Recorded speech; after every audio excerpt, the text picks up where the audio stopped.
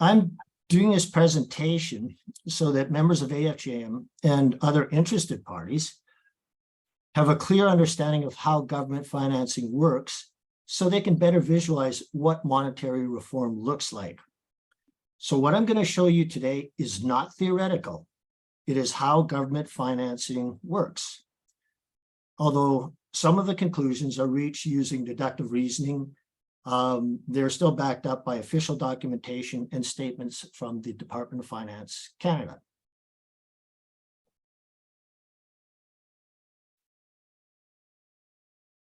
To make up the shortfall between revenue and spending, the Government of Canada issues bonds and Treasury bills to raise the necessary funds. The Bank of Canada, as the Government of Canada's fiscal agent, conducts auctions on behalf of the government where these securities are sold. The funds raised through the sale of the Government of Canada securities flow into the Receiver General account. From there, these funds are used to finance program payments or extinguish obligations due. All spending undertaken by the government is financed in advance.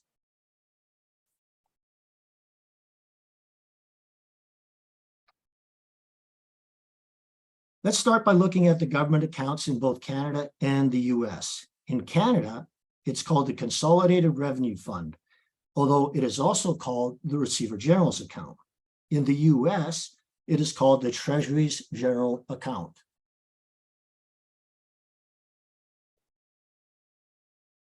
The US Treasury's General Account is held at the Federal Reserve Bank of New York.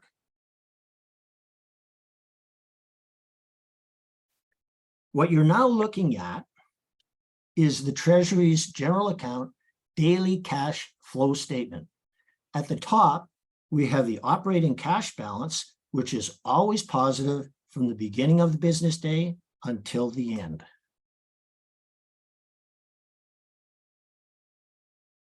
Reading from the top of Table 1 down, the opening balance was $307,101 million. Then you have deposits and withdrawals from Table 2 with a closing balance of $315,930 million. Once money is in the operating cash balance, it is then withdrawn for government spending.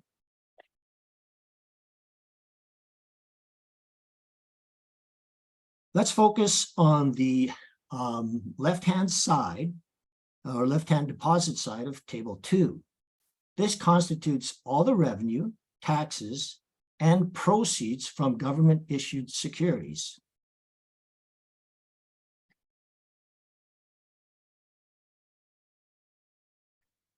At the bottom of Table 2, we find public debt cash issues for a total of $136,789 million. For more detail, we move to Table 3B, and we can see at the bottom, total public debt cash issues have been deposited in the TGA.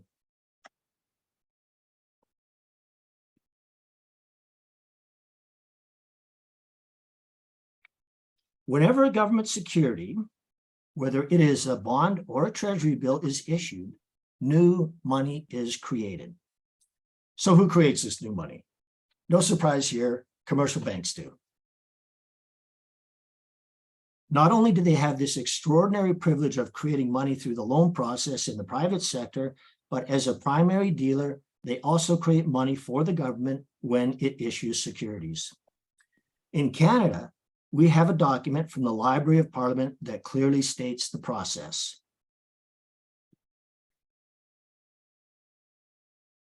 In addition, Michael Kumhoff, who is a senior research advisor in the Research Hub at the Bank of England, says, whenever banks purchase any securities, they pay by creating new deposits.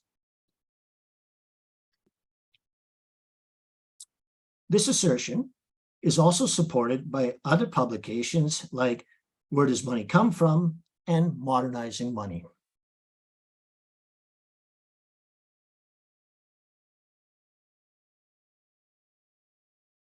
In the United States, I have been unable to find any documentation equivalent to the Library of Parliament paper. However, I have done further research to support this assertion about the money creation process for both Canada and the US. By comparing outstanding issues of government securities with our money supplies and focusing on the large issuance of governments during issuance by governments during the COVID pandemic, we can see almost a dollar for dollar relationship between the two, albeit one would not expect the money supply to run in perfect tandem with the issuance of securities, because in the private sector, money is continually being created and destroyed through the loan process.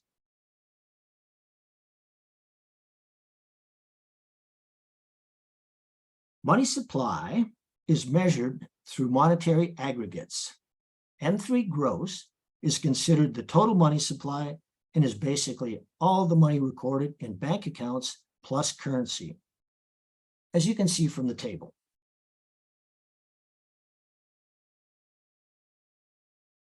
In Canada, the government issued many securities over a relatively short period of time. From February 2020 to July 2020, you can see the issuance of securities almost matches the increase in the money supply. Outstanding Government of Canada securities over this period amounted to $288,793 million, compared with a money supply increase of $280,498 million.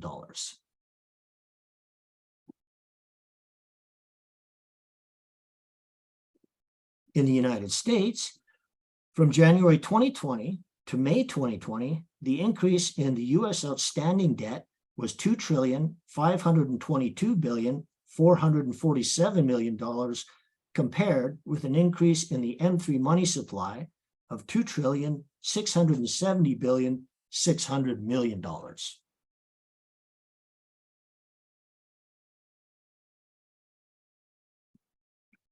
It is important to understand this process to know what needs to be changed.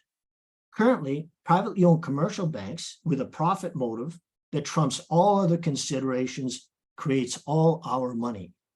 Instead, let's empower the central bank to create our money debt-free for the public good.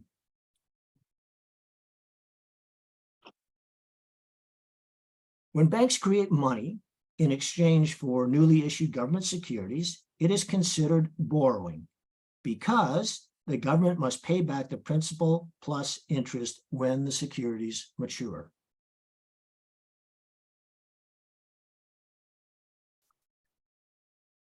All right, the political viability of monetary proposals worldwide is a problem, as you all well know. Although the good work that the Swiss Monetary Modernization Association group has done should not go unnoticed. The Swiss Sovereign Money Initiative of June 2018 still elicited 25% of the vote and garnered over 110,000 signatures. Complete monetary reform will be difficult to achieve in one fell swoop. However, incremental changes could be introduced, like the PMC transition plan, where the commercial banking sector is left out of the initial proposal. As a start, the central bank could create money for just one public service, like healthcare, education, or infrastructure, for example, and further reforms could follow. And that completes my presentation. So I'll take any questions you guys might have.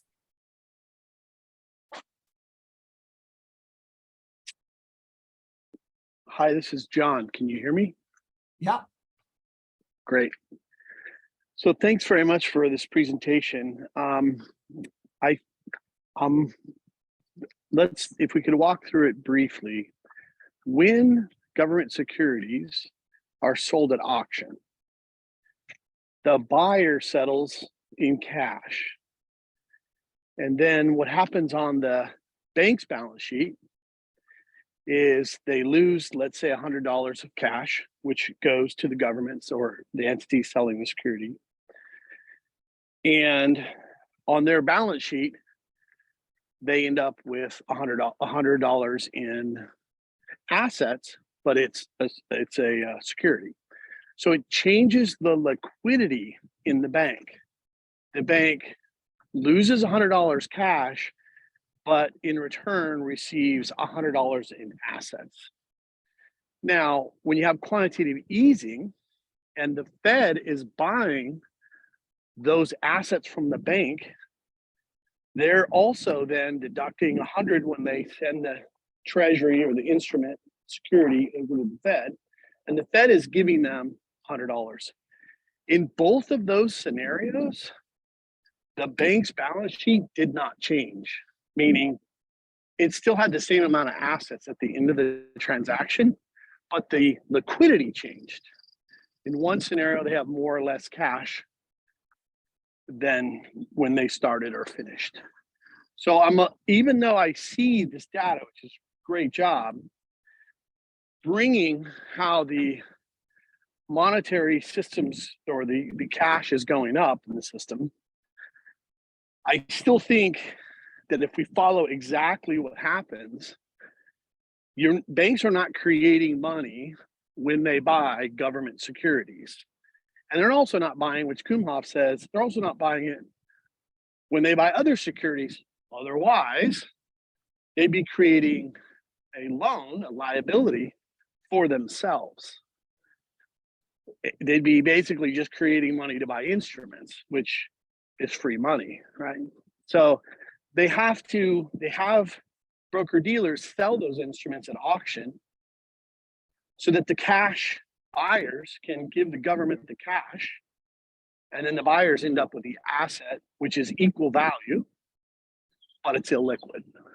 So when the buyer is the bank, which is the easiest way to think about it, because banks use cash equivalents, they get penalized for holding too much cash by regulators. So they go buy Treasury bills and other instruments. So I don't see that that's creating money. In fact, I think there are barriers to stop banks in that scenario buying government debt,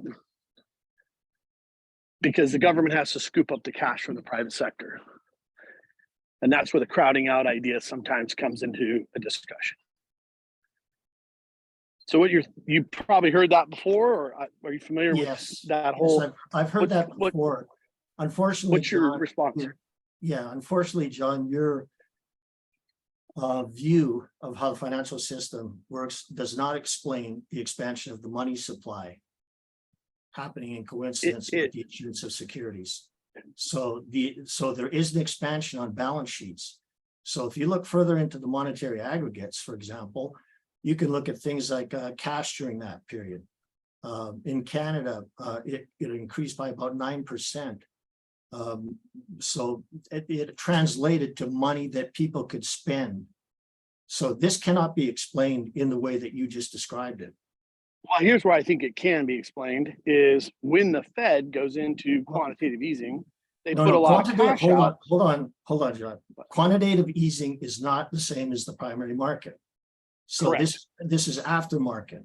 So right away, and I could tell, like when you said it, people generally, they confuse the two markets, the primary and the secondary market. Quantitative easing is not the same as the initial issuance of securities. That occurs. Absolutely correct. We totally agree. After. So again, so let me tell you why I brought it up. But you said something too. You also said that that the balance sheet remains unchanged. Well, how do you explain the expansion? I'm about to in the money system. Yeah, that's exactly what I was explaining why I brought in quantitative easing. When the Fed takes, let's say, quantitative easing, they take instruments off of the balance sheets of banks and they inject some cash into the bank. The banks create that money. It's an incentive for banks to go out and create loans. Okay, well, this is another thing. It does increase the liquidity, but it's actually the central bank that creates the settlement balances in exchange for those securities on the secondary market. So there's an excellent paper by the Bank of Canada that actually shows this process. And it's actually pretty enlightening. It's a very good paper. So again, this is different than the actual expansion of the money supply. Well, that was the question you asked me, was how does the money supply expand? But Mhm. this does not expand money supply as I understand it, because it's a correct. cash settlement in the market when they sell government securities. They're Well, not it's allowed not- to create money it's- for that purpose. Yeah, it's not a cash settlement. Settlement balances are treated differently than cash assets. And the paper shows how that's done. So you're saying the paper says when banks can buy government assets whenever they want and just create the money? No, you were talking about quantitative easing. So the paper describes exactly how that works. And Right. so the But central, that leads to an increase in the monetary base. And so I think these things could be correlated, but not determinative. Like I still don't see how your system is there is creating a money. cause, there's a series of events. So the money was initially created when the security was first issued. No, So that's now, let's stop right there. so now, If you sell it at market, it's not created, it's coming from the private sector to buy the security. Correct? Excuse me, gentlemen. I just gonna take the moderator's prerogative here. I do want to see if some other people have questions. This has been very interesting, though. We got to finish this. This is the crux of well, everything right there. He would say, I think, I agree. John, I want to ask you, John, do you have a background in this subject matter? Yes. Like, are you in the bond market, or? I was a former member of the stock exchange. I was a derivatives trader. I've been in financial, I was on the Fed's faster payment initiative. And that's when I found out absolutely no one in the room understood the financial system. And Right. I have participated in the past. I know Virginia.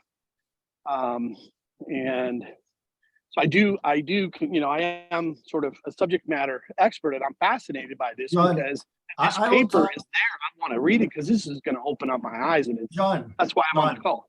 John, I will talk to you later, like after this, so other people can ask questions and we can continue this conversation then. But the reason I did this presentation is because it's way simpler than people think.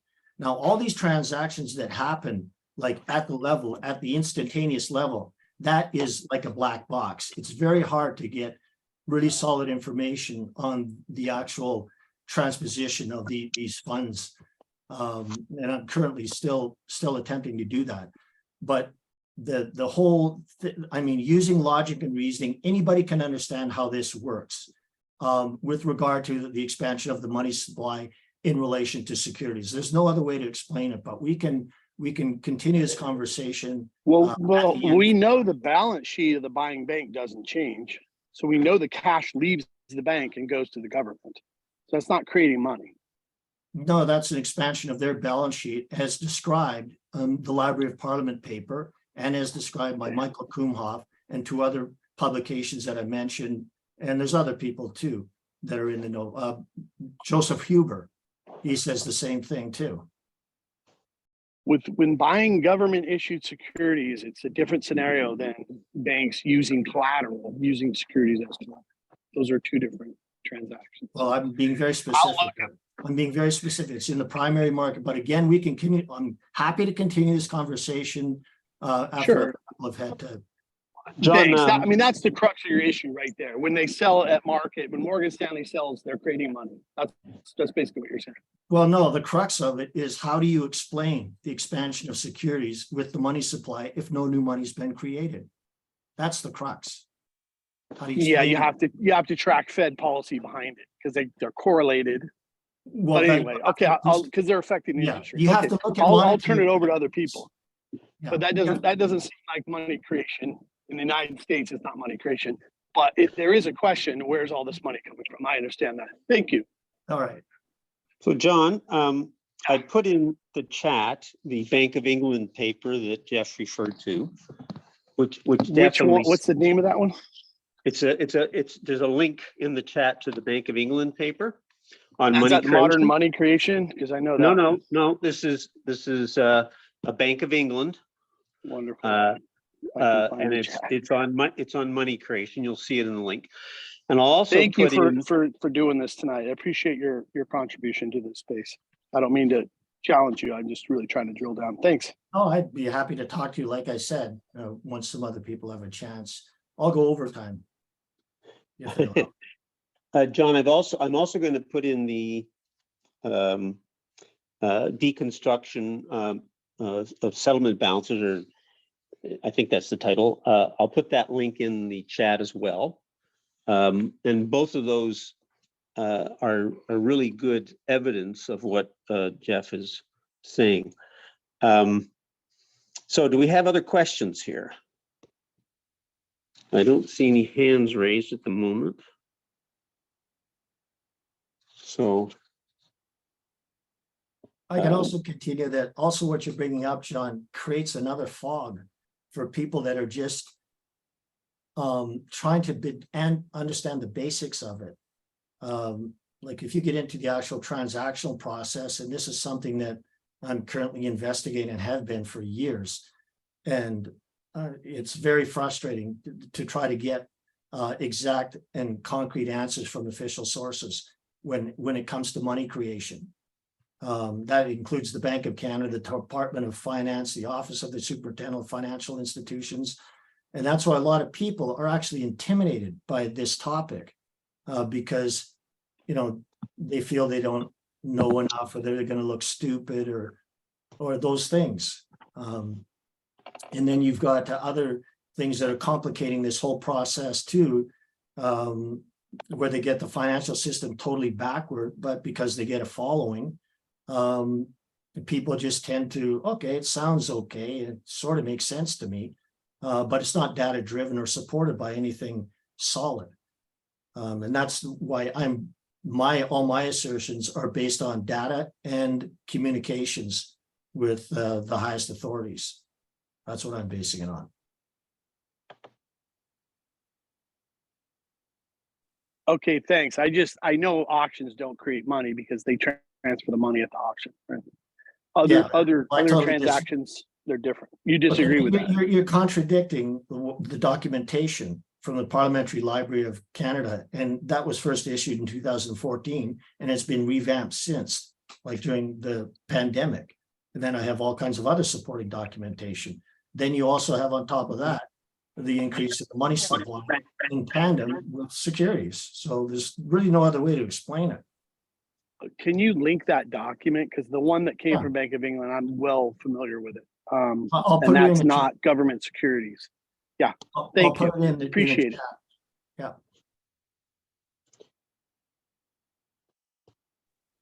Thanks. John, the deconstructing settlement balances also shows it very clearly in diagram 8, I think it is.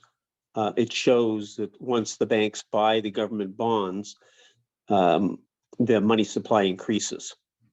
And they also show on the bottom half of that figure that it's only when the Bank of Canada, in that case, buys the bonds from the banks that the settlement balances are swapped for the bonds. But the money supply has already been increased by the banks. It's quite clear.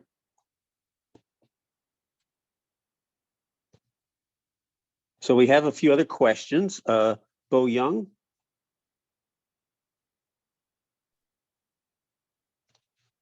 Hi, good morning, everybody.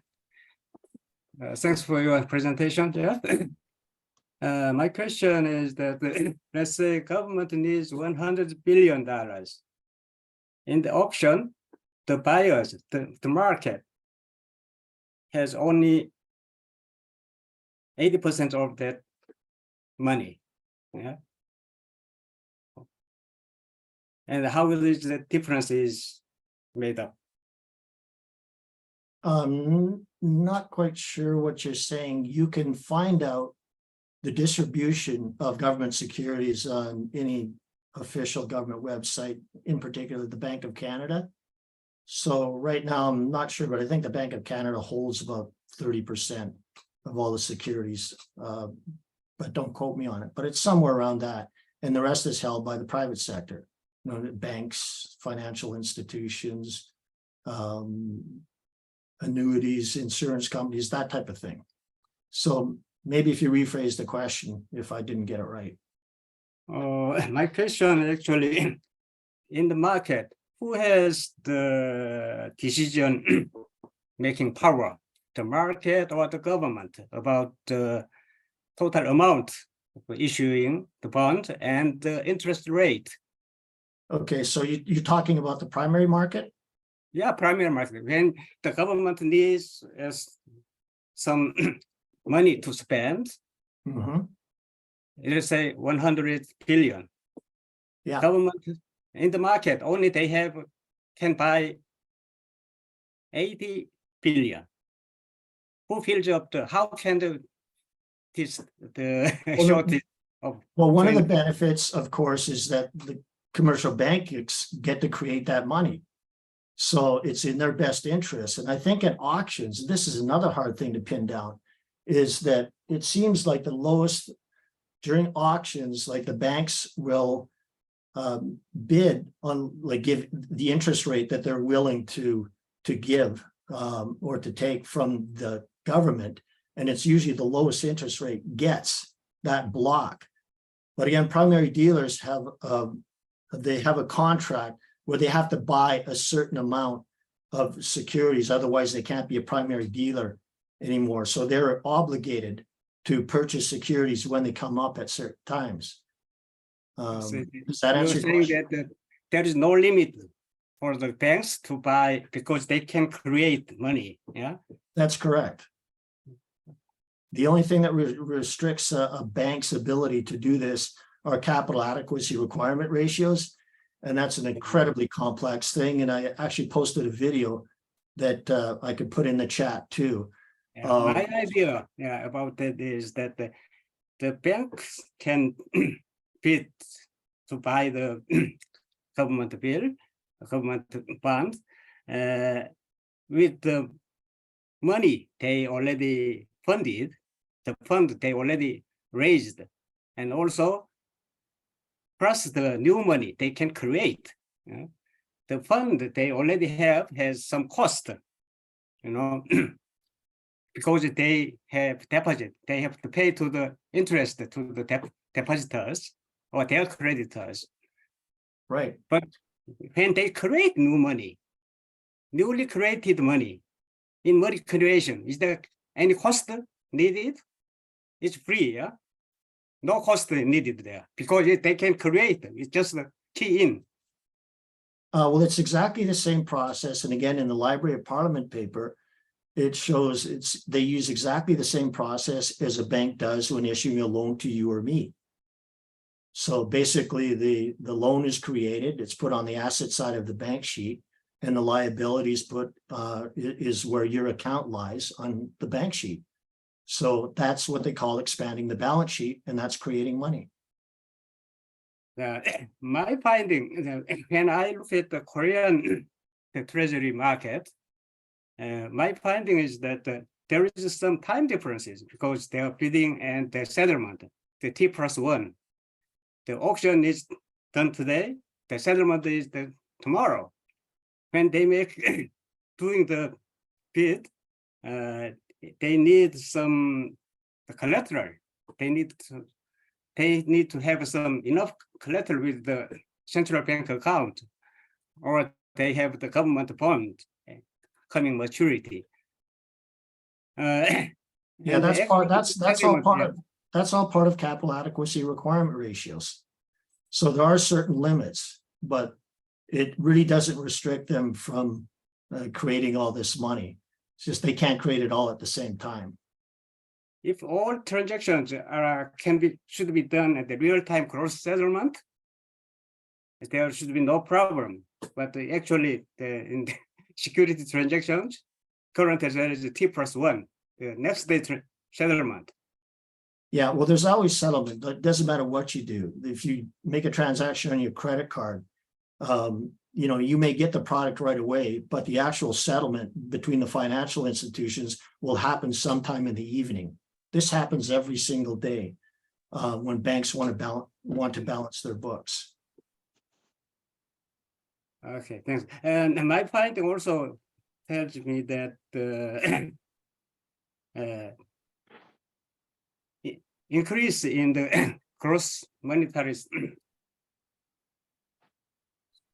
account, M3 in total increase it comes from the interest. In Korea, the total cash, the real cash, the bill, increase of cash is exact corresponds with the government interest, interest paying to the government bond. The interest is paid by newly printed cash to the banks. Yeah, well, it certainly doesn't work that way in Canada or the US. So like, if you look at, again, you can look at the graphs, and that's why I did this presentation with the graphs. I'll also provide links so that you can look at the data yourself. Anyhow, yeah. It's impossible. They couldn't create that much interest over that short period of time. So it was definitely the result of new issues of securities. That's how the government raises money. So if you just look at it from that simple conceptual idea, it makes it much easier to understand how our system works and what needs to be fixed. Yeah, right now the United States has this negotiation about increasing the debt ceiling of the government. You want me to comment on that? Anyway. Okay, so this is just again, the debt ceiling thing. It's all political theater, because if they all of a sudden said, okay, that's it, we can't take on any more debt, the whole system collapses. So what you're going to see, and you can quote me on this because it's on video live, is that they're going to talk about it. They're going to go back and forth, and eventually the debt ceiling will be raised. There might be, and again, it's the Republican always trying to take away, benefits for people and tax breaks for the rich. That's basically their mode of operation. Yeah, debt ceiling should be increased because you have to pay the interest. It will be. Pay the interest. It must be increased. Without doing that, the interest rate should be 0%. Well, and also interest rates too are arbitrary. Like, it isn't just a free market thing that happens. Like, the Bank of Canada has 8 scheduled days. I think the Federal Reserve is the same, where they arbitrarily will set the base interest rate or the policy rate, the overnight trading rate. And that, of course, influences every other interest rate, like mortgages. And what you're seeing now in Canada, for example, like, you just look at the numbers and see there's people coming up now with these their mortgages are coming up for renewal. And of course, the new rates are going to put a lot of people under. And this is easy to see. And I called this out like 2 years ago. I said that this would happen. And this is what we're starting to see now. So that base rate that they've put accelerates all other interest rates. And that's arbitrary. Yeah, so but Thanks very much. I'd like to move on to another question here, but thank you very much, and please lower your hand. Paul, you're next. My question is, I really, it's fascinating the correlation that you show between, creation of selling bonds and the creation of money. What's still kind of missing for me is the mechanism. I think it was what John Underwood was kind of pointing to, that the correlation there, that's fascinating in and of itself, but it's so complicated the way the process works in terms of repos, reverse repos. There's a shuffling back and forth between banks and dealers and the government, and so it's so hard to know what the real mechanism is, and that's still kind of the missing link. For instance, the only way that bonds can be purchased is banks have to trade reserve account balances to keep their balance sheet balanced for the bonds that they obtain. And it's not clear how they do that. It seems what you've shown is that government borrowing causes banks to create new money, but I haven't seen the mechanism yet for how that happens in the process of selling the bonds initially. You've shown the correlation, you've shown the result, but And this is I almost just to finish, I almost don't care. It's so complicated. I just want to get rid of the whole process. There's no reason for it. And they have ways of getting what they want, making it work. But I certainly believe that in the end, banks create money in response to government borrowing. But is it initially there, or is it just the natural result of people wanting to purchase more bonds? China wants more bonds.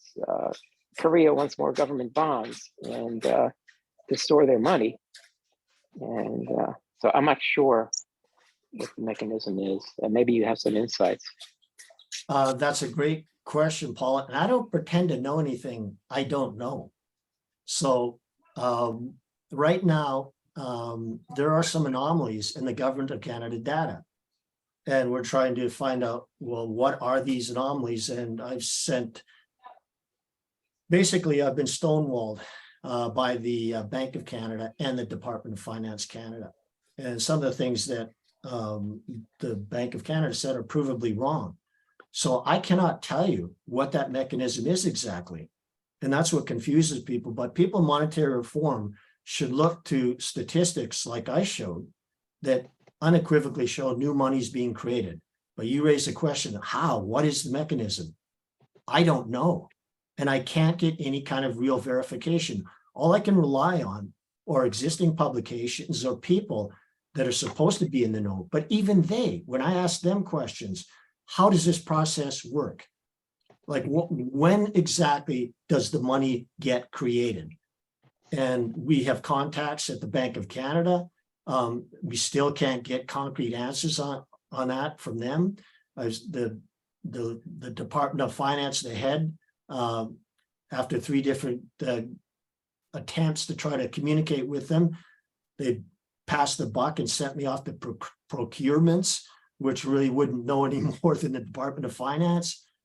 So I'm also thinking that one of the main things that we could do as monetary reformers is push for like a congressional investigation in the United States. Of course, they need the politics of it and whatnot, or a Royal Commission in Canada to expose this, to make it more transparent. Because that is, as it is now, it's just like you say, Paul, you're being totally honest, as am I. Nobody knows. And when people pretend to know, like MMTers, for example, and other supposed notables, people that are supposed to know what they're talking about, I absolutely know they don't know what they're talking about based on my research and my communications with the Department of Finance and the Bank of Canada.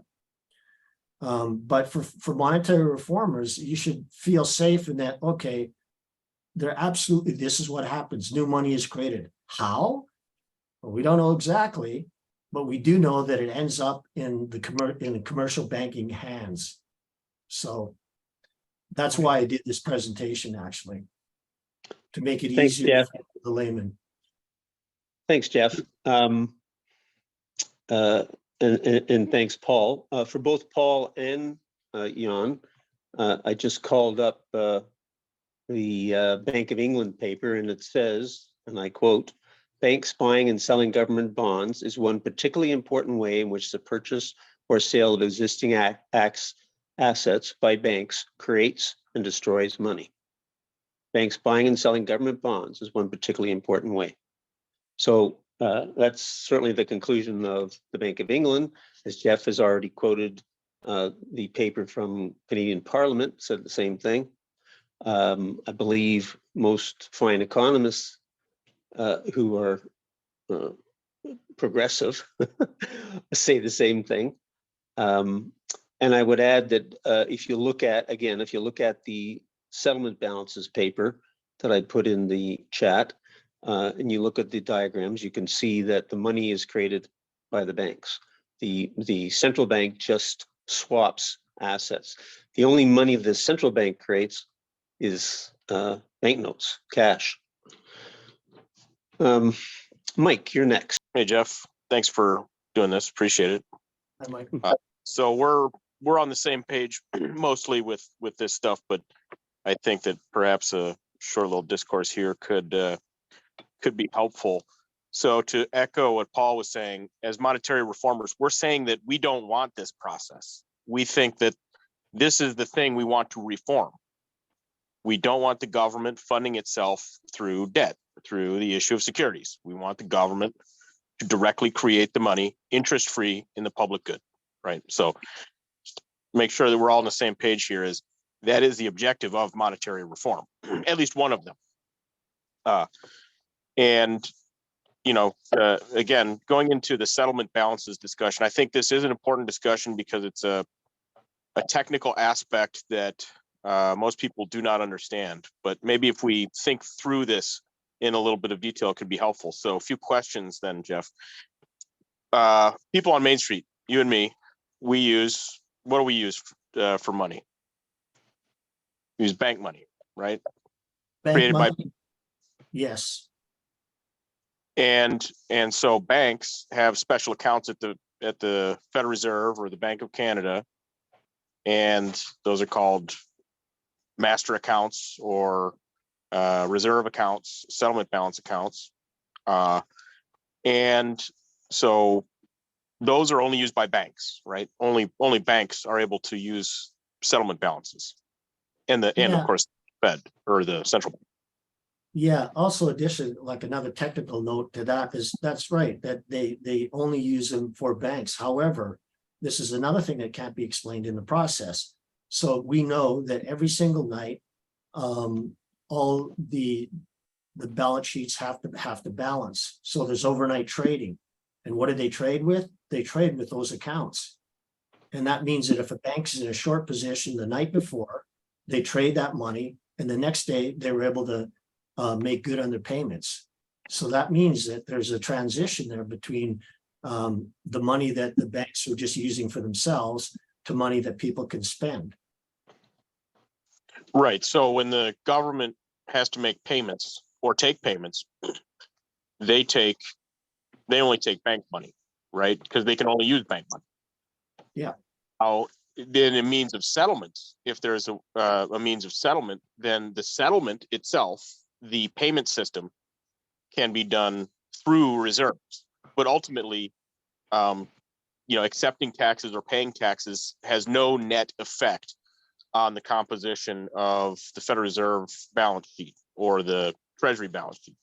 No, like, again, as most people know, taxes are not destroyed.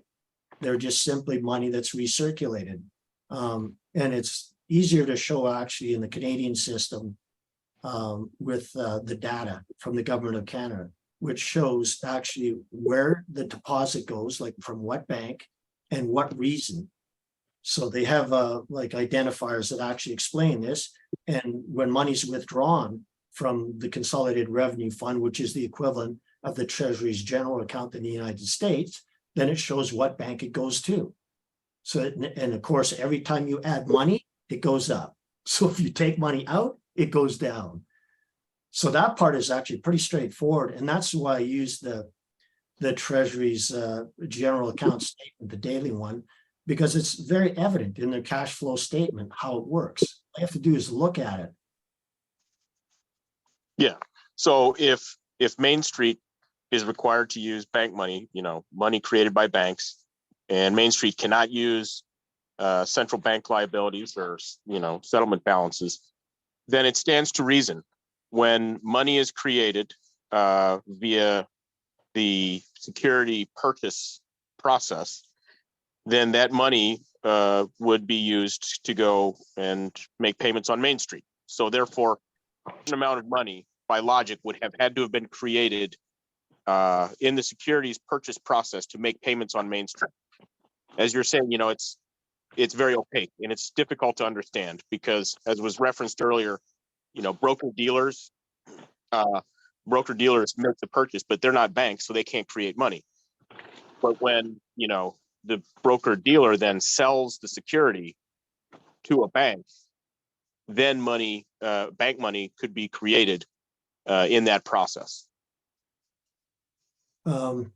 It's really complicated. And again, all because the more I investigate, the more questions I have. For example, the Bank of Canada was paying interest on the Prudential Liquidity Fund and the Receiver General's account. So the Receiver General's account, again, is a consolidated revenue fund. It's the equivalent of the TGA. So the bank was paying interest every single day and putting it into the consolidated revenue fund. So this idea that reserves and settlement balances are completely separate from the money that we use is very difficult to explain when it shows money going into the consolidated revenue fund and then coming out as money that people can spend in various government programs. And that was happening, and they arbitrarily, because they were paying so much interest on settlement balances. So again, there's some implicit agreement between the banks and the central bank that, okay, we're going to hold these $200 billion in settlement balances, and we're going to give you the policy rate in interest. So the amount of interest the Bank of Canada is paying out, as opposed to the amount of interest it was getting in, exceeded what they could do. So they arbitrarily just stopped making interest payments to the Consolidated Revenue Fund from both the Prudential Liquidity Fund and the Receiver General's account. There's no vote on it. There's no nothing. They just did it because they need to balance the books. And there's no say or influence from the public because nobody knows how it works. Thanks, Mike. That was a very logical explanation as to understanding that dynamic where it would be the bank money that's being created and the relationship to settlement balances. Thanks so much. That was great. Other questions? Lucille. Yeah. So thank you, Jeff. I have to admit, though, I couldn't follow your presentation. I really wanted to. So I will look forward to the recording so I can pause at each slide and try to make sense of it. I think the questions that John asked in the beginning, John Underwood, made sense to me. If from a United States perspective, and if I understood you correctly, you seem to be saying, making a correlation point, that you're saying because the issuing of new Canadian treasuries, and you assert the same is the case in the United States, I think, that because there are new treasuries going up and the money supply is going up, you're saying that it's cause and effect when it's really correlational, I think. And I thought John's point was, and to me, his point is relevant for the little bit I know and understand. And frankly, you know more than I do, Jeff. So Jeff Eder, and I know I'm pronouncing your last name wrong, right? It's Eder or Eder? Yeah, it's Eder. Eder. So Eder, sorry. But that in Canada, it may be true what you're saying, because Canada, the Canadian Central Bank, which I understand is also publicly owned, can directly buy treasury bonds from the Fed. And my understanding is the law in the United States is the Fed cannot directly buy treasury bonds from the Treasury, that it goes via brokers in the banker system, and that when the Treasury does it and it creates the reserves to do so out of thin air, even more so than any other bank, even though banks do it too, but they're buying treasuries directly from the banks themselves. And I thought the law here, and a lot of, Robert Hockett and others would like, to finagle an end to that law, that the Fed could buy reserves or buy treasuries directly. So I thought in the US, the only way is via the banks. And I thought that it, you know, if it's only correlational, that John Underwood's point in the beginning made some sense, that banks are, people buy treasuries, and that explains what I'm mixing up a lot, but that explains what you said, Joe Polito. You know, when people out there buy treasuries, that takes money out of the supply. It kills it. It doesn't kill it forever. It only kills it till the principals are paid back. But it takes it out of the money supply.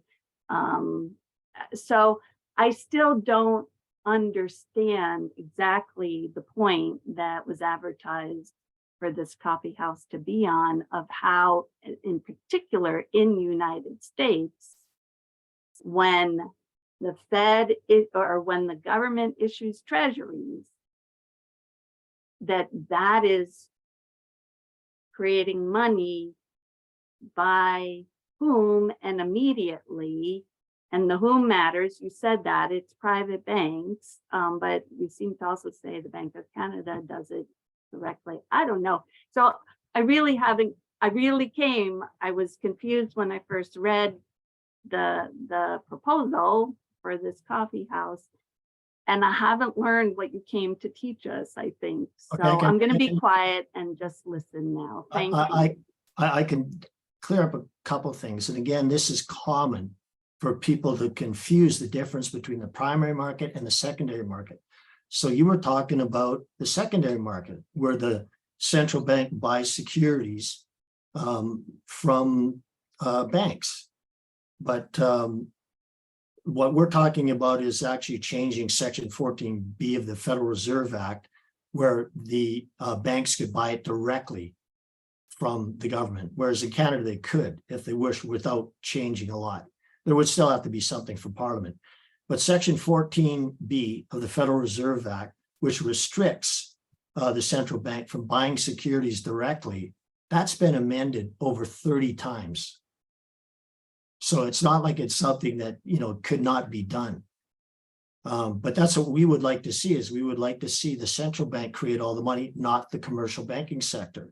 So what I'm talking about, and again, I would encourage you to go over the reason why I pulled up those slides, and I know it's going kind of fast. It was on purpose, but it's sequential. So if you go sequentially and you follow everything and you freeze frame and look at the actual numbers and the data, and look at how they correlate between Canada and the United States.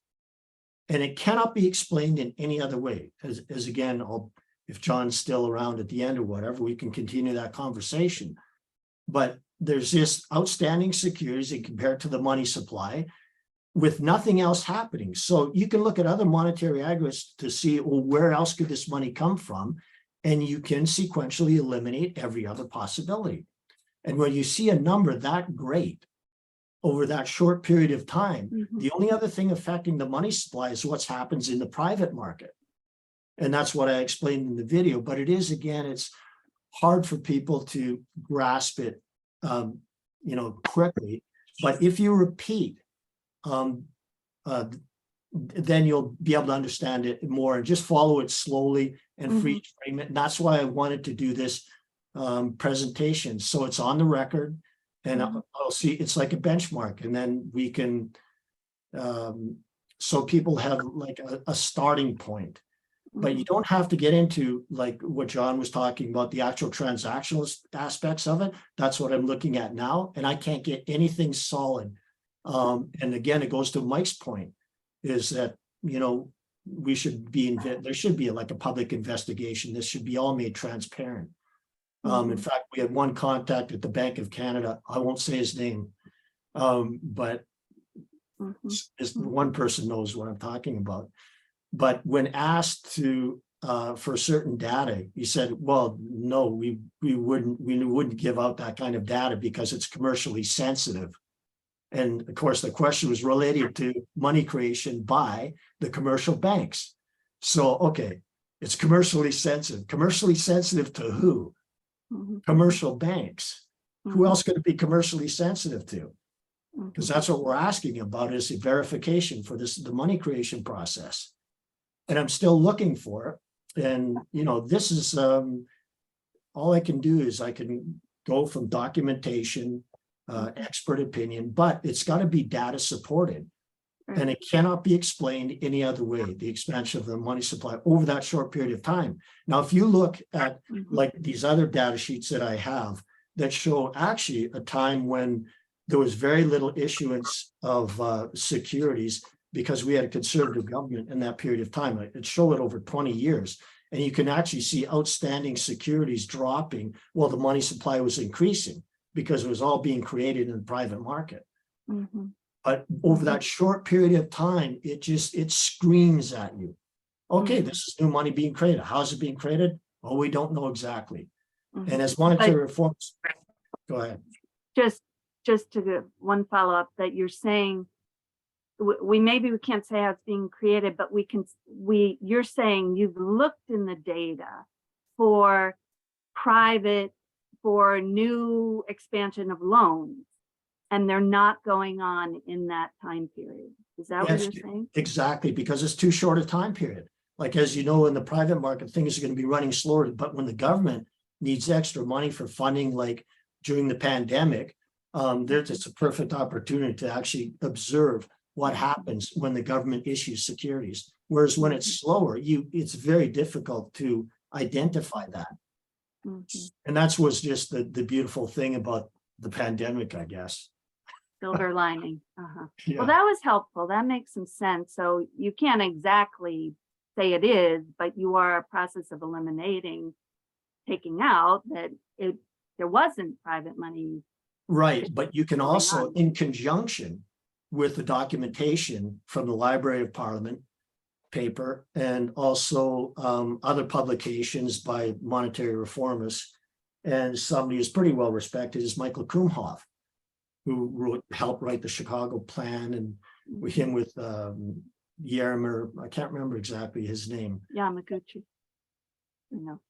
Not Yamaguchi, it was another guy, but anyways, he's been in it for this whole time. And I had direct communication with Michael Kumhoff, and that's a quote from him. So I gave him a direct question. And this was just recently that it came upon this idea of how could we prove, and the pandemic provided that proof. So, and of course, there's so much confusion, Lucille, like with like MMTs just put a wrench in the mix, and they have such a big following. And I've had plenty of discussions with MMTers and guys like Steve Keen, and they get government financing completely backwards. And when you really look at what they're saying, when they start with an oxymoron like government spending creates money. Okay, well, when you spend money, you don't create money. But they use that oxymoron in support of the fallacious MMT stab hypothesis, which they say, well, the government has to create all the money first before taxes and borrowing can occur. And then that leads to fallacies like taxes don't pay for anything. But so the whole thing is just a big mess. And they're not advocating any kind of real change to the monetary system. Whereas it's pretty clear what we need to do. We have to first make it more transparent and have the central bank create money for the public good. So it's a very simple idea. But again, transactionally, like to actually know the process, we don't know it. And I'm being honest. And so anybody that tells you that they know and they start giving you diagrams and columns and rows and things like that, you got to question it. Okay, thank you. Let someone else ask. Thanks, Lucille. That's very interesting. And you've asked questions that I'm sure other people want to ask. Jeff has been schooling me very patiently for a long time on these things, and it does take a long time to sink in. But I would add that when the Bank of Canada, who has the right to buy the bonds directly, does so, it only does it for increasing the banknotes in the system. The bonds the Bank of Canada holds pretty much equals the amount of banknotes in the system. They don't do it for the purposes of what we saw during COVID. They use the QE system just like the United States. Also, in terms of buying the bonds, and it goes back to John's point, when a pension fund buys bonds from the government, it's an asset swap. No money's created.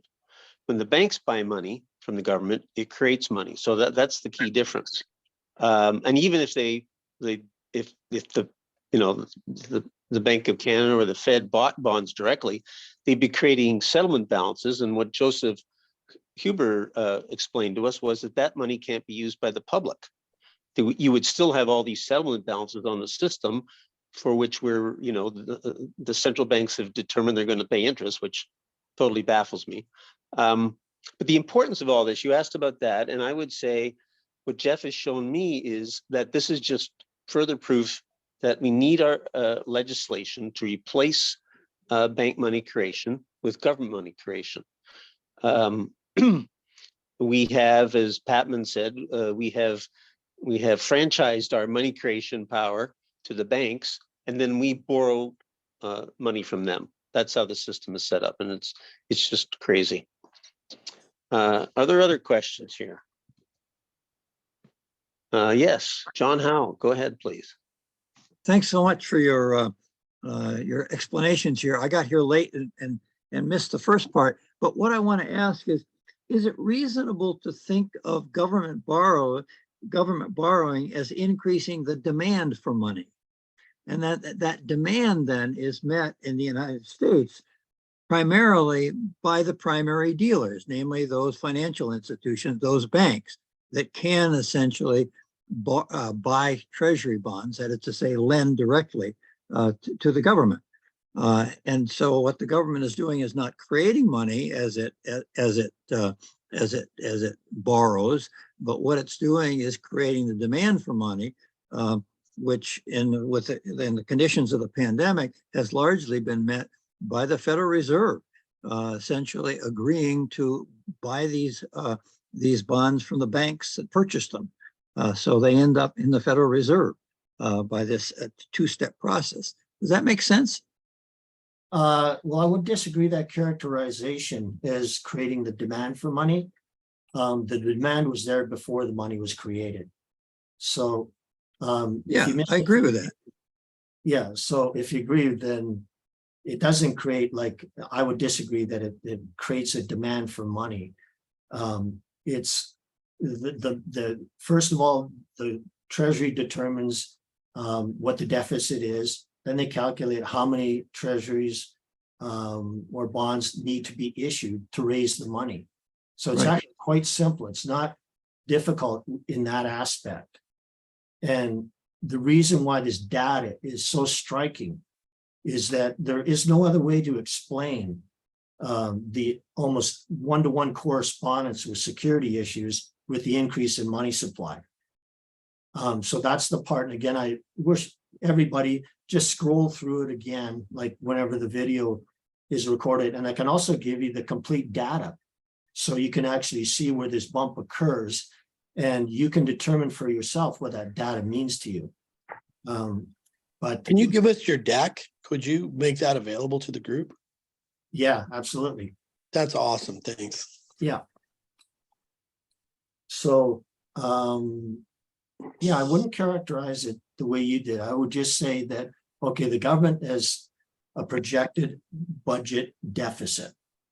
So that is the demand for money. Okay, now we need money. Yeah. Okay, how do we do it?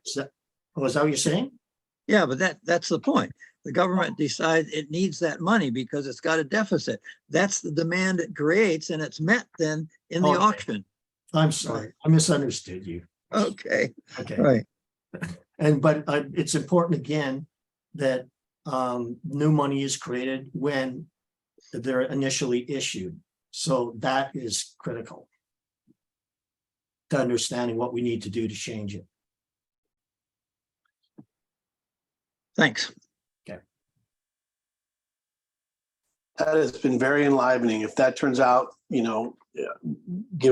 thank you. You really know what you're talking about. That's a very educated presentation. If that turns out, when I dig a little deeper to be the way you say it is, that's a missing piece to the puzzle. Like that's really we have so many pieces and we're trying to put the jigsaw back together to figure out what's really going on. And the second piece is, how do we fix it? And we oversimplify the solutions, and then we end up with problems in the market. So we don't want to throw the baby out with the bathwater, but we definitely want a transparent system, and we definitely want to know how it works today.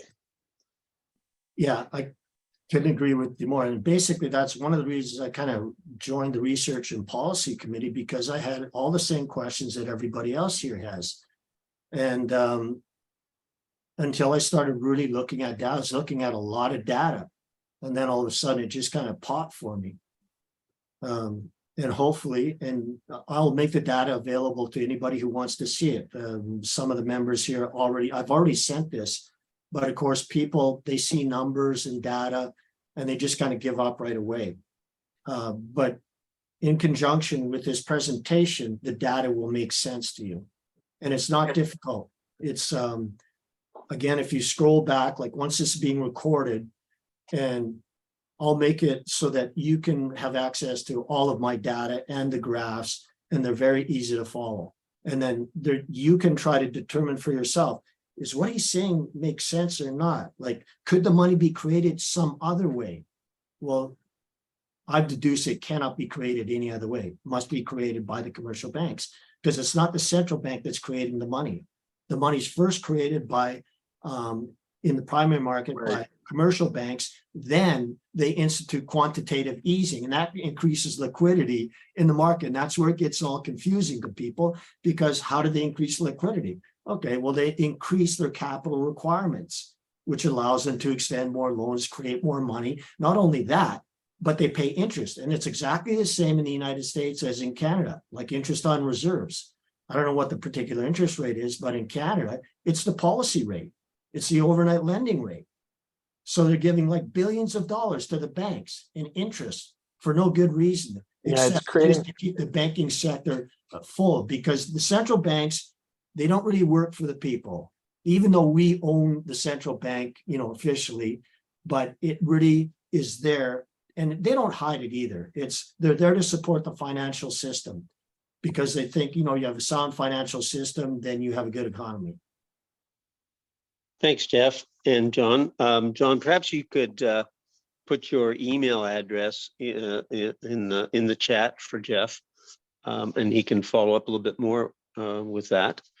Great. And Paul, Joe, can you point out which figure you were referring? Oh, in the settlement balances, it was figure 8 in the settlement balances paper. Okay, and was that linked in the?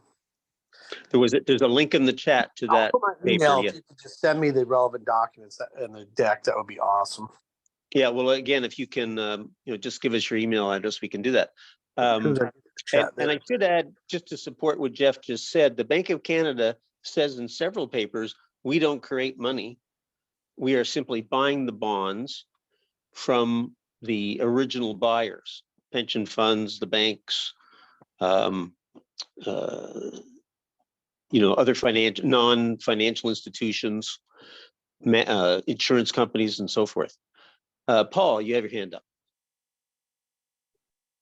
Yeah, I just wanted, I think missing from the conversation, we've talked about the bond seller, the government, but it may pay to also focus on who's buying these bonds and why do they want to buy them.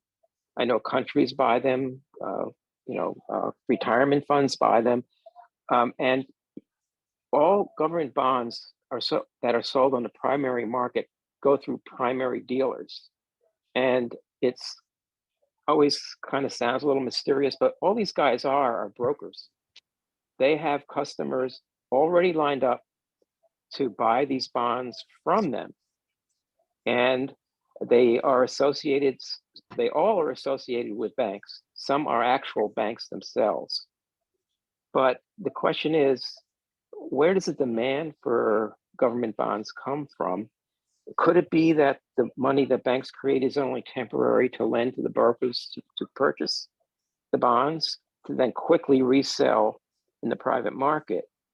And so it may pay to turn our searchlight a little bit on who's buying the bonds.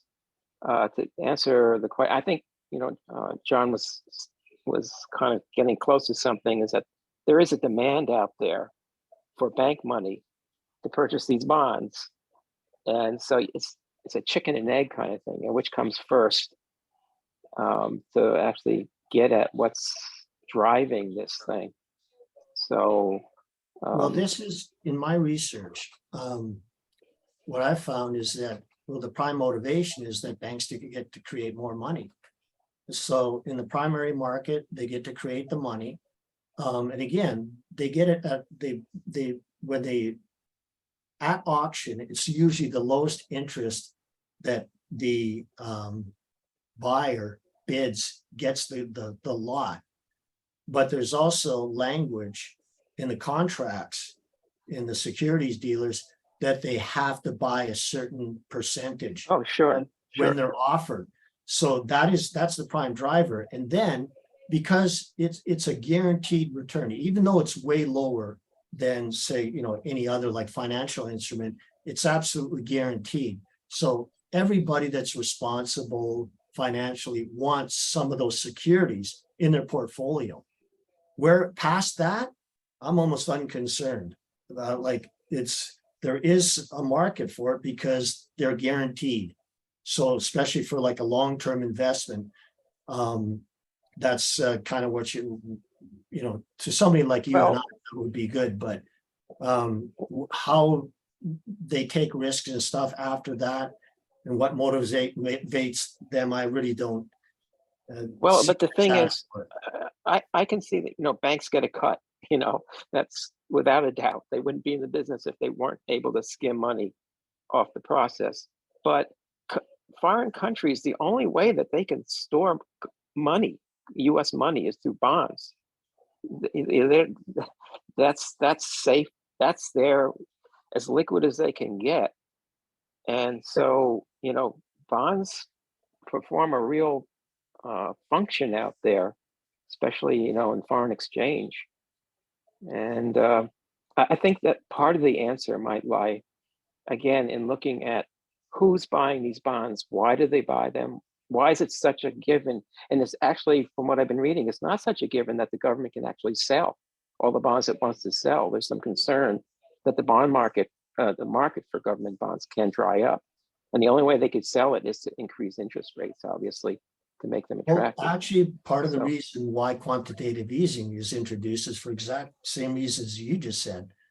So how is the bond market? It freezes up. So what do the banks want to do with their bonds? So they communicate with the central bank, says, well, we don't want to be stuck with all these bonds. Okay, we'll do quantitative easing and then pay you guys interest on it.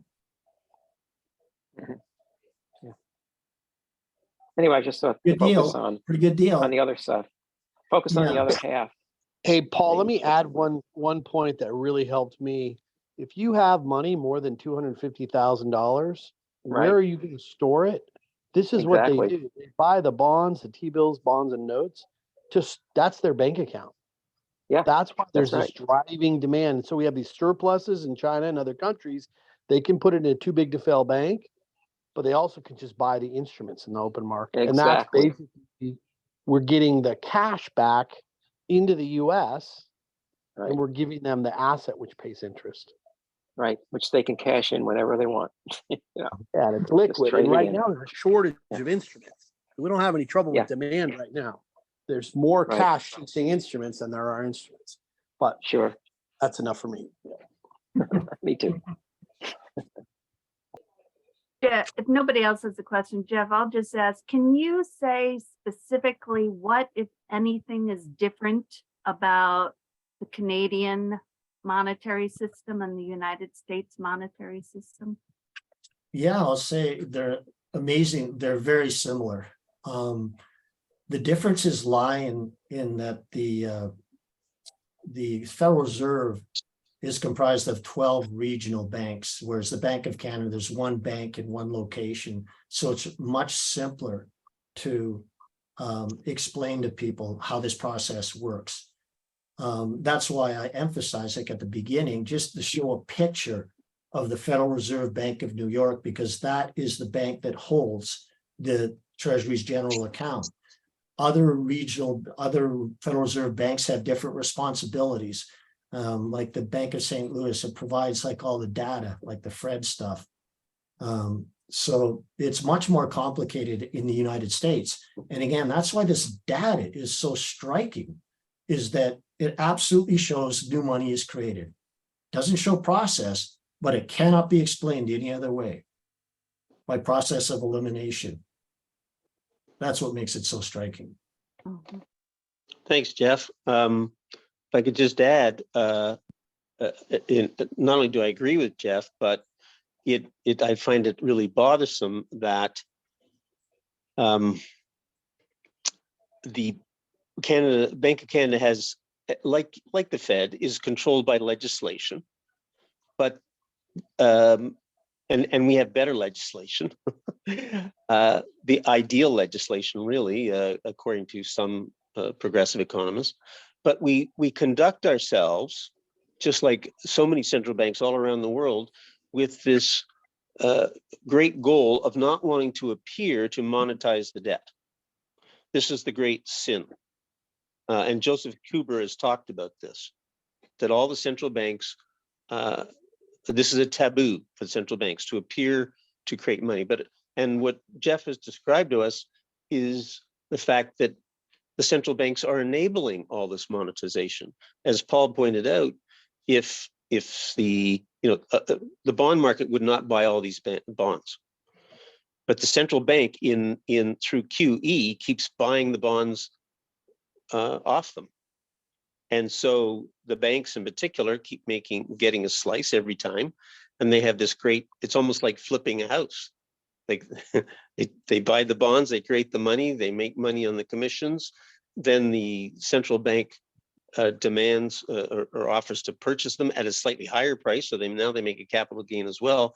It's a great deal for the banks and not so good for the general population.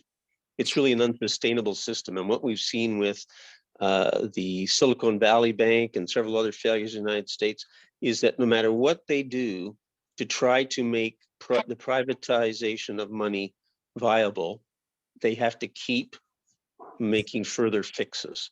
It's just a terrible. In the 1930s, according to the Chicago Plan, they realized then this was not a good idea. We should fix it. And here it is almost 90 years later, and they still haven't fixed it. Other questions? John, your hand's up. Yeah, I just want to come back to a point that Paul was talking about. That is to say, it depends who buys the Treasury bonds as to whether money is created or not. If banks buy them, money gets created. But if I think you said this, Joe, if a pension fund or a private individual buys a Treasury bond, no new money is created then. So that's that important distinction that Paul was getting at. But I think you said that clearly too. Yes, it's a swap. Yeah. So Lucio just asked some more clarification on the difference between the Canadian system and the American system. And that is the only real difference. They work exactly the same way. The Consolidated Revenue Fund works exactly the same way as the Treasury's general account. And I encourage people just to have at least a look at those slides that I brought up with regard to the Treasury's general account, because they're really self-explanatory. They're just like any account that you would have for a fund. The money has to be in there for you to draw money out of it. It doesn't work like a credit card. And are the term you use, settlement balances, is the parallel in the US, is that reserves? Generally, yes. So that's what they do is, again, reserves is not a good term. So settlement balance is a better term for what the Bank of Canada or the Federal Reserve creates, because it goes back to the fractional reserve banking system, which is never really actually worked the way it's described in textbooks. And in May 2020, the US, they went off the required reserve requirement. In Canada, they weaned off the reserve requirements from 92 to 94. So since 94, there have been no actual reserve requirements in Canada. So then you have to ask the question, okay, what restrains bank lending and the creation of money if there are no reserve requirements? Capital adequacy requirement ratios. Now, when you look into that, it gets even more complicated than what we're talking about now. It is just, and it's ludicrous. It's just so unnecessarily complex. So who does it benefit? Of course, it benefits the banks, the people who are writing these rules and manipulating the numbers. Now, if you look at my video, it's like 14 or 50 minutes long. I mean, I can't even help but laugh when I'm actually reading this stuff. And there's documentation to support it. And since I did that short investigation into capital adequacy requirement ratios, I haven't even looked at it again. It's pointless. And it changes all the time too. Always, coincidentally, for the benefit of bankers.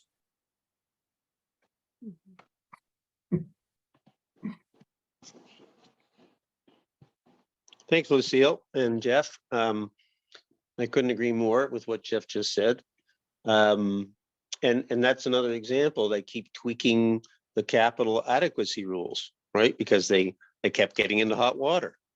And, you know, the Chicago plan is 100% money, 100% reserves. I also quite agree with the notion of distinguishing between reserves and settlement balances.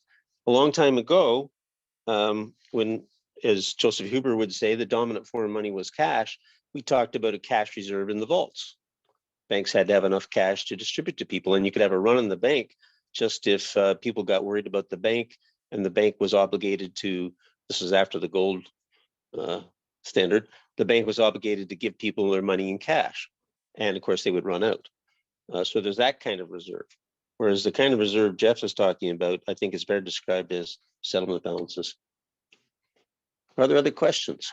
I just saw some questions come up in chat, one from Tabitha, where she asks, is the Bank of Canada is government controlled or public? So the Bank of Canada officially is owned by the public. It's our national bank. However, it's influenced by the financial elites. So the Bank of Canada, as Joe was talking about settlement balances, it's there really, it's there to empower and back the financial system. So even though it's owned by the public, it serves exactly the same function as the Federal Reserve does. And the Federal Reserve, even though there's kind of private ownership in the individual banks, as a whole, the Federal Reserve works exactly like the Bank of Canada does. Yep. And it's funny, like when you talk about the American Reform Act, that's another reason why I wanted to do this. So there's a clear understanding of what happens in government financing. Again, so you know what to do. And one of the things that you could do, like in the PMC transition plan, where it would be easier for us to do it, although again, it'd still be as politically as difficult to do as it would be anywhere in the world. But you could empower the central bank just by amending Section 14B of the Federal Reserve Act. And if you look at all the amendments, there's like 30 different amendments over time. And at one time, they did purchase securities directly from the government. And the reason they stopped, according to the Garbade paper, was because, well, banks are being cut out. Like, hey, we're not making money off this, so we got to stop this. So you're saying, I mean, that to me would be a difference, but you're saying it wasn't always a difference and it could be changed and not be a difference anymore? Yes, you just have to rewrite Section 14B to allow the bank or the Federal Reserve to purchase securities directly. Okay, so why would that be good from a monetary reform perspective? Why would that be a good thing as opposed to simply inflationary and maintaining the system as it is? Well, it wouldn't be necessarily inflationary because you'd be creating money for public services. And then you could also, like in Canada, the seniors that they make off of banknotes, That goes directly to the government. So you could actually add another column. You could say right beside banknotes, you could add a column saying public money, digital bank money, or whatever you want to call it, central bank digital currency. You could put a column right beside banknotes in the liability side of the bank sheet. And then you go through exactly the same process as they do now. So bonds would be issued by the government, say, okay, we want this much money. And instead of cash, you would use digital cash. And it would go into the Consolidated Revenue Fund or the TGA for government spending. So that's how you could do it. Jeff, one of the questions that we did succeed with the Bank of Canada was the question, rather than do what the United States did, shouldn't our Bank of Canada have bought the bonds directly during COVID? And his answer was, you could do that, but the result would be the same. Because central bank money cannot be spent by the general public or the government, we would still end up with all of these settlement balances. And since the bank has chosen to pay interest on it, we of those balances, we're in a bit of a pickle as a result. So something else that would have to change, aside from this 14B, would be to permit central bank money to be used by the general public. Joseph Huber has tried to make this point with us several times, that bank money has become the dominant form of money. When I was a young child, my dad would bring home a paycheck, or not a paycheck, a pay envelope, and it was filled with cash. Cash or banknotes were a much more dominant form of money. Today, that hardly happens. When I was young, I knew people who didn't have bank accounts, regular people.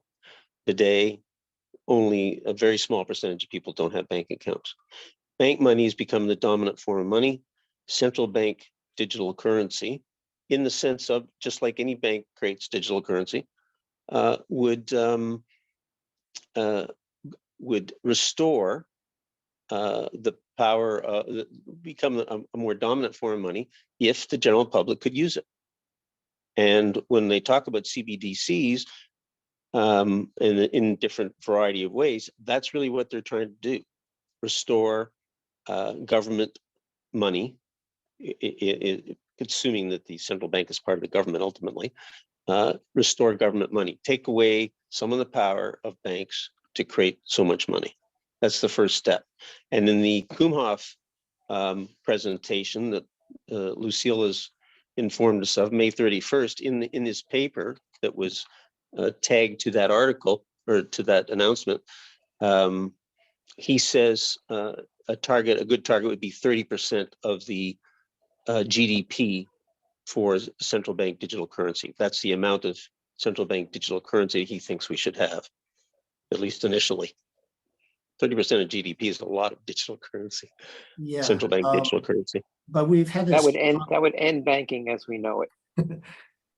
But It would. we've Well, had that's his goal.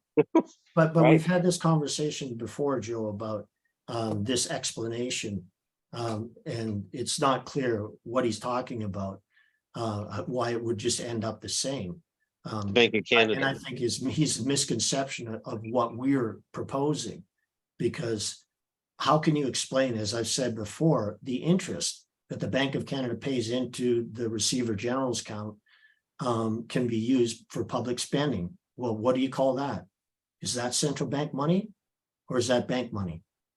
I would It suggest. cannot be clearly defined, because we still don't have those answers. Well, So we can't boldly say that this could be, but I can boldly say that we could do the exact same process as when banknotes come or are issued, and the Bank of Canada, instead of having banknotes issue digital cash, and use exactly the same process as they do with banknotes. So you would have a ledger at the Bank of Canada that would be recording all the new digital money that was being created, and they would have to be backed by securities.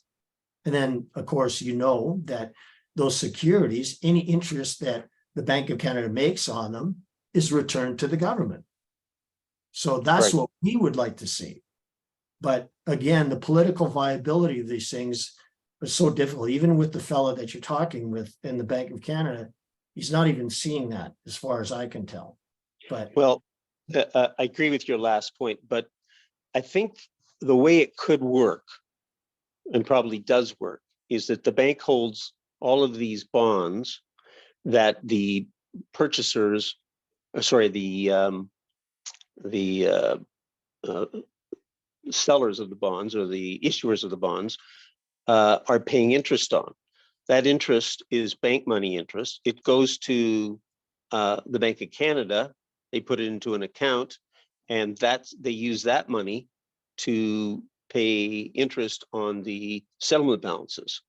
And in Canada, and I'm sure United States and all over the world, central banks have stopped returning interest to the governments because they're using all that interest to pay interest on the banks, to the banks, for holding the settlement balances.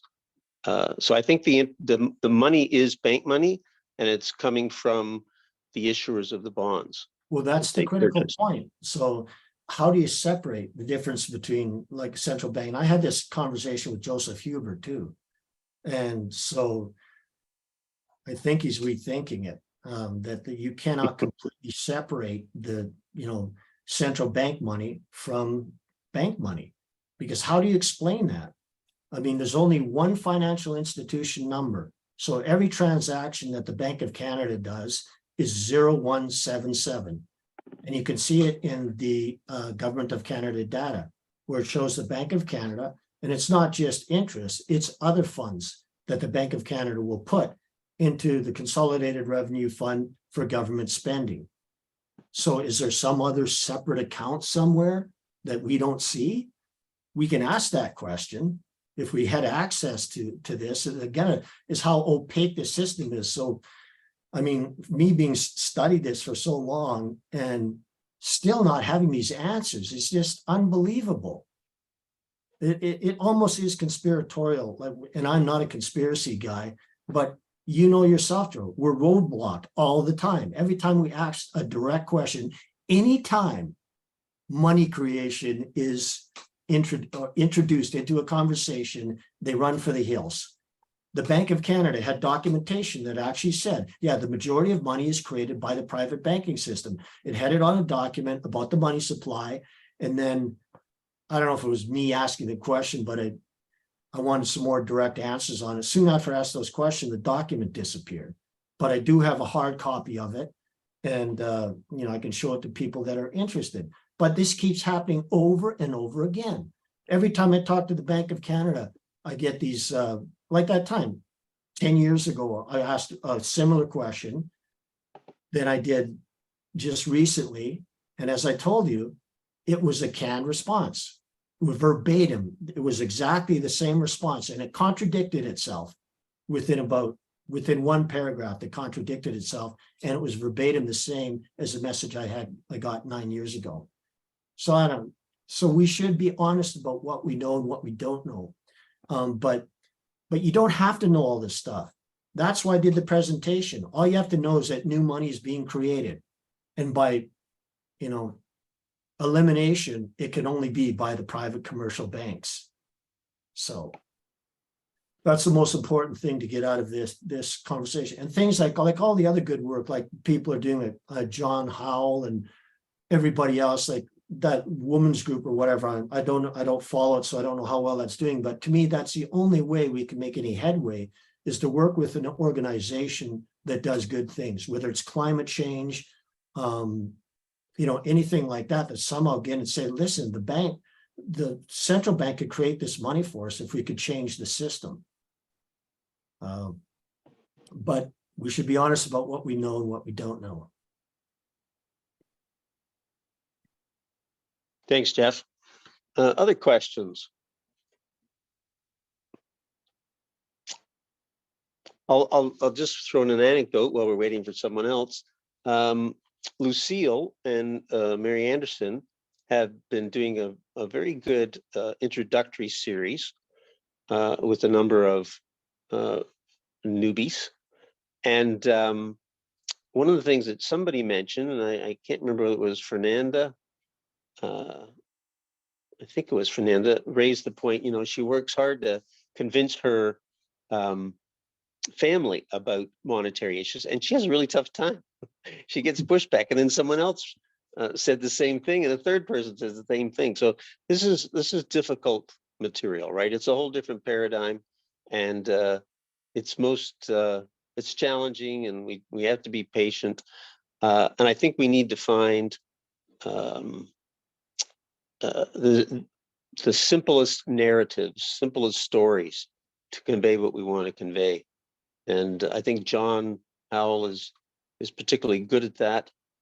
And you know, we can learn a lot from each other in that regard. It's tough stuff. And what you've heard tonight from Jeff shows you how difficult it is. Mike, you have your hand up.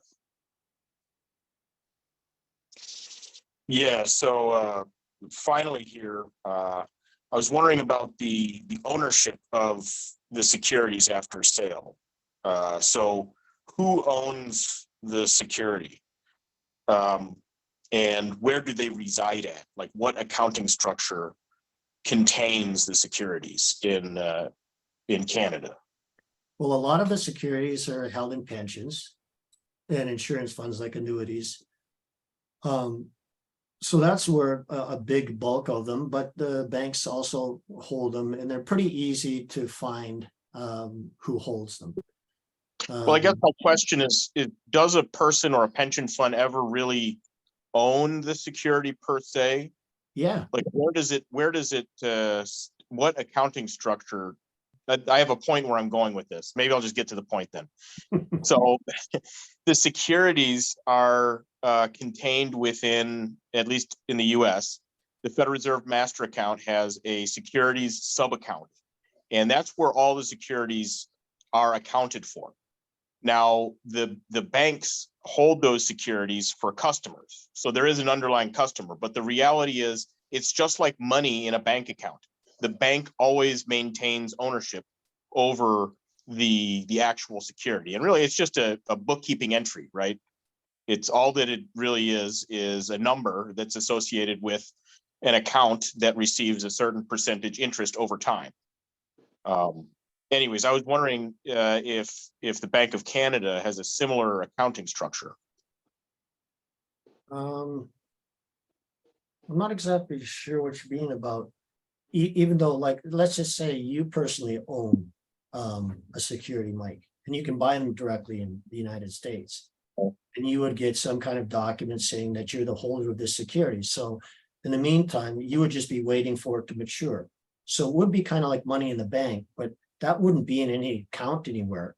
All it would be is a number, like at the Federal Reserve keeps statistics on, you know, what outstanding issues are, and they give it a number, a security identification number.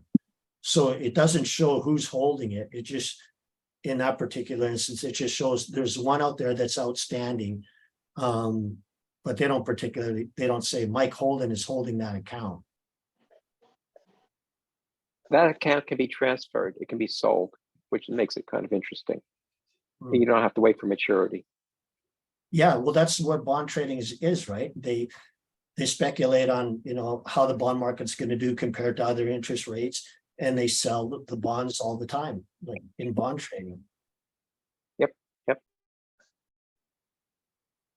Yeah, I guess the purpose of my question was trying to understand the mechanism of how this works, because it's my understanding that any customer who owns a bank, or excuse me, who owns a security is going to retain that at a bank, and the security itself is in an account at the central bank for the bank that the customer banks with.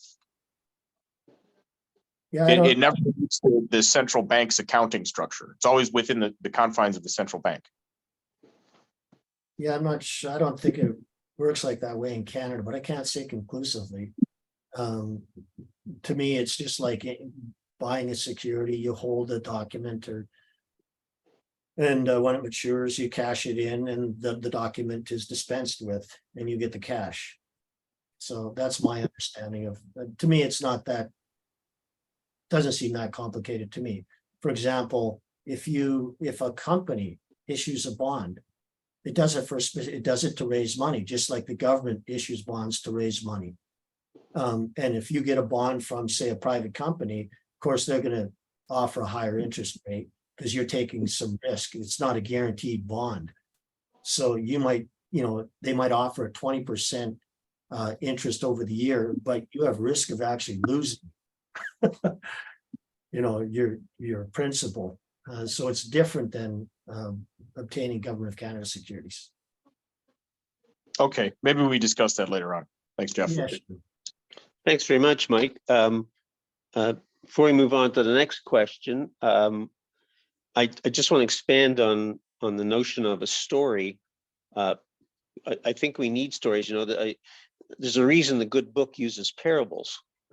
You want to communicate to the masses, you need storytelling. I think one of the reasons, Christine Desson often talks about Lincoln and the greenbacks, tells a story. Some people talk about Edison and Ford and the Muscle military base, Muscle Shore, I think it was, military base. I mean, they have these stories. Ronnie Phillips' book, The Chicago Plan, tells, in great detail, the struggles of some great economists trying to convince the government to fix the system. And it makes it's full of conflict. It's a great story. We need those stories. Young Kim, please can go. I say one more thing? Yeah, sure. I wanted to actually address something. I wanted to talk to Fernanda directly if she's up to it. Fernanda, there Yeah. she is. Yeah. Hi, Fernanda. The reason why is because I do look at the digest forums every now and then. And there was a conversation again about you going to a Steve Keen to better understand how the monetary system works. And of course, I would advise against it. But there are certain clues that everybody should look for. And this is not just to Fernanda, but when people use like an oxymoron, it's the first thing that they say is things like government spending creates money. Okay, well, right away, you could more clearly explain. The way I would explain it, of course, he wouldn't explain it the way I would. I would say, yeah, as a result, the government needs money to spend, then it issues securities to raise money, then the government spends. But the reason he says that is to support this fallacious MMT stab hypothesis. So he does other verbal gymnastic things that, what does he say? He says stuff like, it's the deficit itself that creates the money. Now, does that make any sense to anybody? I mean, speak in clear language so that we can all understand. And, as soon as you hear that kind of stuff, bells and whistles should go off. And you shouldn't be embarrassed to say, well, I don't understand what you're saying, because everybody here is intelligent. And for these guys, like of course, there's egos involved and all that sort of thing. There's also money involved. Like a lot of people's careers sort of depend on supporting this, the fallacious MMT stab hypothesis. Stephanie Kelton's a good example. But if you go to the Debunking MMT page on Progressive Money Canada, I explain how they do it, like how this has been happening for the last 20 years. And it really is a sophisticated lie. And given the conversations that we've had tonight, how opaque the financial system is, it's not surprising that they could garner a huge following. But what drove that was a lot of people working, money, funding, and Stephanie Kelton's book that did really well. And I really did enjoy her book. Without the first 40 pages, you could tear them right out of the book. And I do an analysis of that. But everything that follows those 40 pages is good stuff. So anyways, just buyer beware. To these self-proclaimed experts, just don't be afraid to question things. And that includes anything that I say. Very humble of you, Jeff. I will point out that Steve Keen just published a paper called Fractured Fairy Tales. And in it, he actually advocates direct purchases of government bonds by the banks. It sounds like you've had an influence on them. Young Kim, go ahead, please. Thanks. I think we need to make clear that the money creation and destruction by the bank loan. Formula said that the money destruction should not be allowed. Money, the debt paid back to the bank should be in circulation. It should be refinanced, reused. So once money is created, nobody could freely destroy that. That should not be allowed. So we need to have a new concept rather than money creation and destruction. I agree. Concept about money in circulation. I agree. Like blood in body, yeah? The money in circulation in the economy. So money in circulation and net increase or net decrease. They should any money from the existing circulation should be from somebody else's. So you should have to pay interest. But new money, newly created money is out of thin air. We should not pay any interest to that. It should be freely distributed to the everybody. I Or agree. for the common goods, common purpose. I agree. I agree. That's called the NEED Act. And the NEED Act. And there's been plans like 100% reserve banking advocates that. And the PMC transition plan says the same thing. So create the money debt-free, spend it into existence, cannot be destroyed. Yeah. I agree. Okay, thanks. Yeah. Thank you, Young Kim. Well, it's 10 o'clock. We are for 10:01, and it's been a great 2 hours. Seems to have flown by. If there are no more questions, I encourage people to participate in the group's IO discussion on this. We don't have enough people there, at least lurking, so that we can learn things from each other. So hopefully there'll be a good follow-on discussion from this, so people can pose questions and so on. I would like to That's just see, that's what I'm waiting for, is the video to come up, that I'm going to be posting it and challenging, try to get some more coverage. And that's the reason why I did it too. So I encourage everybody to share it and also go through it step by step, because it is sequential, but it is absolutely straightforward and anybody can understand it. And that's the whole point of doing this presentation, to have a benchmark for monetary reformers.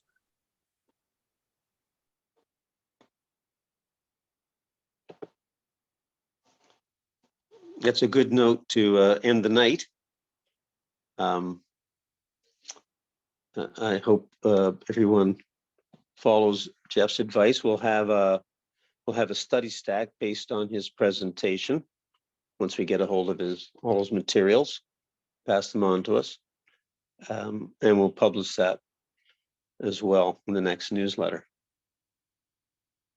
So if there are no more questions, I bid everyone a good night.